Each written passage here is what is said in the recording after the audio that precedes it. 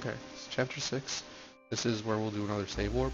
If you don't do a save warp, if you don't want to do a save warp, then you can run straight ahead and place the triangles here. For a long time I was going up in the corner. I don't know why, that's just how I did it casually, so it's how I did in the run. But yeah, you can go up there and hit the switch and fall down really quickly. But, you know, you do the save warp, and it'll skip basically just hitting that switch. I didn't get it. It'll drop you here, which, if you run back, this is just down the steps at the start. So it just skips hitting that switch. So it only saves a couple seconds, but you may as well do it. If you mess it up once, then you start losing time. So it's a thing that you'll do, you know, as you get your time better.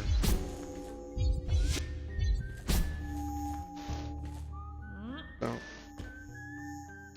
after you hit this switch, when you jump, it's possible to jump and grab onto that ledge, because we're aiming to get in this hole. That's, you know, where you have to go to continue. So you can get it in there. I've never been able to find like a consistent setup for it. You just kind of jump and hope. I actually almost got it there. It was close.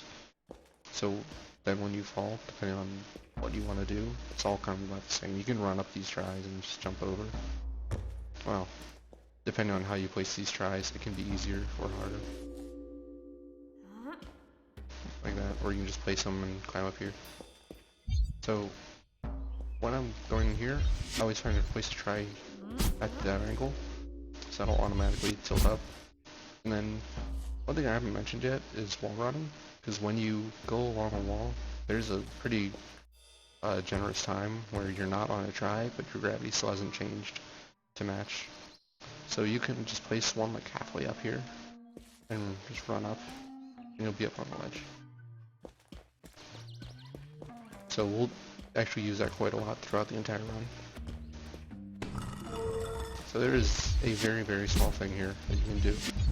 When you place this third one, you see on here, there are like these two raised ledges at the top and bottom, and then the gate would go in between. So if you place a try on this upper lip, when you run up here, you won't hit this, because if you don't place it on that upper lip and you just place it wherever, then you'll like bounce, fall on this, and you'll fall down once and fall down twice. Whereas if you do place it on that lip and fly up, you'll skip this, going down here, and just fall down once. And falling slows you down, so you want to do that as little as possible. So here's another small thing. When you're falling down a corner like this, right as you run off, you can twist your camera around and you'll curve around the corner a little bit.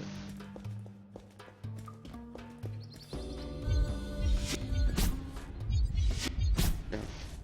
So this next room, no matter how I do this room, it always feels like it's really slow, but I haven't ever found a better way to do this.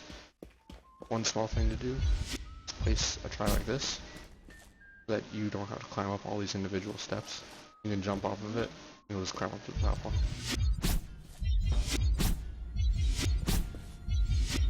So when you get up to this top part, this is how I do it. I place a try and just jump off the wall, and then you're off the wall long enough that your gravity resets and you land on here. When you come to grab this, you can actually not fall in this room and grab it. But if you'll be sprinting, so most likely you'll fall in and grab it. But if you can do it just right, you can stop. Like, you won't actually stop moving, but you'll let go of sprint and forward. You'll click it. You can see I'm like right on the very edge of this. That's a very small time save, and it's actually difficult to do. So I clear out this try on the way down, just so I don't land on it and mess with the camera. As the gravity changes, the camera just makes it awkward to run forward. So this was a vital sand strat. I used to go along these pillars here, because as you know, once you pass through here, it rotates the gravity of the room. I used to go along these bottom ones, but if you just hug this wall and jump, you can go onto the top ones.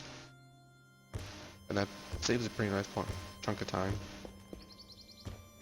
And then you just have to make the two tries up here to get in there. If you fall here, it's not too bad, as long as you're like over here. So if you like fall and you're down here, it's not that bad, because you can actually stand on this angle. And so you can just go straight like this. They were there.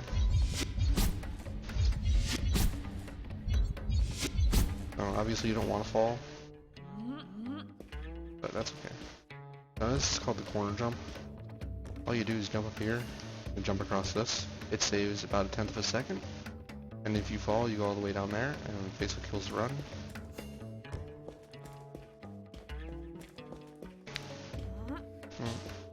There's another small difficult thing. You want to place this pretty close to the top of the thing there, and to get it right, when you place this third point, see this point here, too high up, just a little bit, and you can do this while moving.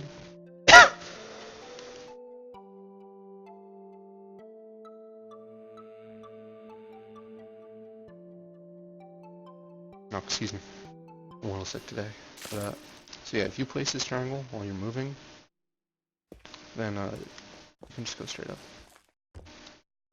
And yeah, it's like there's just enough space that you can get up in one try, and you can run up here without having to stop.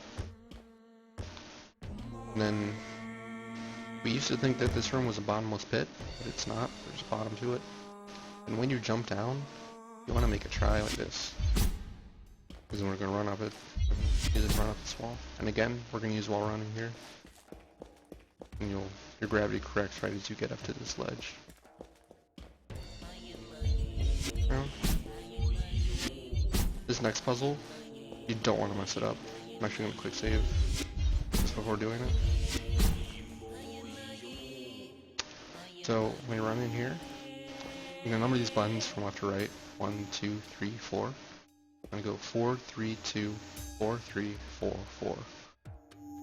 But you have to be listening, and you need to have the sound on for this. Because you'll hear these things as they settle, when they stop moving, and that's your cue to hit buttons again, when you hear them stop. 4, 3, 2, 4, 3, 4. Yeah, once more, 4. So if you do that super fast, like, go down the rail. 4, 3, 2, move forward. 4, 3, move forward. 4, 4. So yeah, if you mess that up, then you just have to figure out how to get the door right. So that's why it's not a bad idea to quick save. You know, when you're just starting out, it's a good idea to quick save here and then do it. Because I've messed it up, and like, if you end up with like this, like, I don't know how to fix that. I mean, you would just do this, but you can end up with problems that are difficult to solve. And you just make the game harder for you. There's one small thing here. Whatever, I don't need it.